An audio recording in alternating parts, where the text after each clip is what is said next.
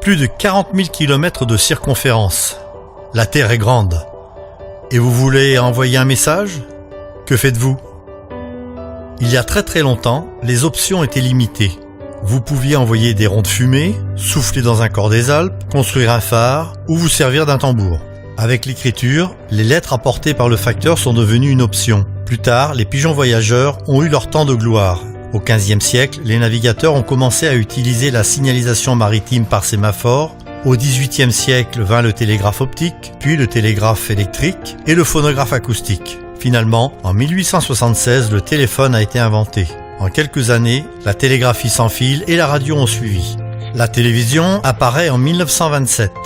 Dès 1946, il existait des téléphones mobiles à capacité réduite dans les voitures. Le câble téléphonique transatlantique a suivi, puis les satellites commerciaux et la fibre optique. Aux alentours de 1969, les ordinateurs pouvaient se connecter les uns aux autres. Les communications par liaison satellite ont ouvert la voie aux premiers téléphones cellulaires et enfin Internet est arrivé. De nos jours, si vous voulez envoyer un message de l'autre côté de la planète, vous pouvez le faire par email, texto, appel, utiliser Skype ou FaceTime.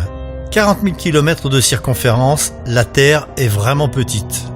Ellen White disait « La vigne, c'est le monde entier et chacune de ses parties doit être travaillée. La terre entière doit être illuminée par la gloire de la vérité divine. La lumière doit briller sur tous les pays et sur tous les peuples. » Nous ne pouvons laisser de côté notre devoir d'inviter chacun à rejoindre le royaume de Dieu tant que la terre entière ne sera pas illuminée de la gloire du Seigneur.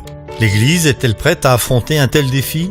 Attachez vos ceintures pour une leçon d'histoire à grande vitesse. La première moitié du XXe siècle a été remplie de premières fois pour l'Église adventiste. La première église au Bangladesh, une église en Indonésie, une mission en Malaisie, un congrès sous-tente en Palestine, une église aux Bahamas, une église en Équateur, l'évangélisation en Jordanie, une église indigène en Égypte, une mission en Guadeloupe, des conversions à Porto Rico, une école à Hawaï, des conversions en Iran, une école de formation en Inde, des adventistes s'installent en Sicile, une église en République dominicaine, une académie aux Philippines, une école missionnaire en Finlande, la consécration d'un pasteur brésilien, un institut pour la formation des professeurs en Chine, des conférences publiques au Cambodge, une église en Colombie, des conversions, des baptêmes et une église en Irak, une mission au Burundi, une clinique en Malaisie, des missionnaires arrivent au Libéria, une mission parmi les Indiens guatémaltèques, une église en Martinique, une église au Cameroun, l'évangélisation de Guam et de la Micronésie, des baptêmes sur l'île de Madère, l'évangélisation par la radio en Argentine et à Cuba, une mission au Cap-Vert, un sanatorium en Corée, une école secondaire au Liban, de l'évangélisation par le porte-à-porte en Guyane française,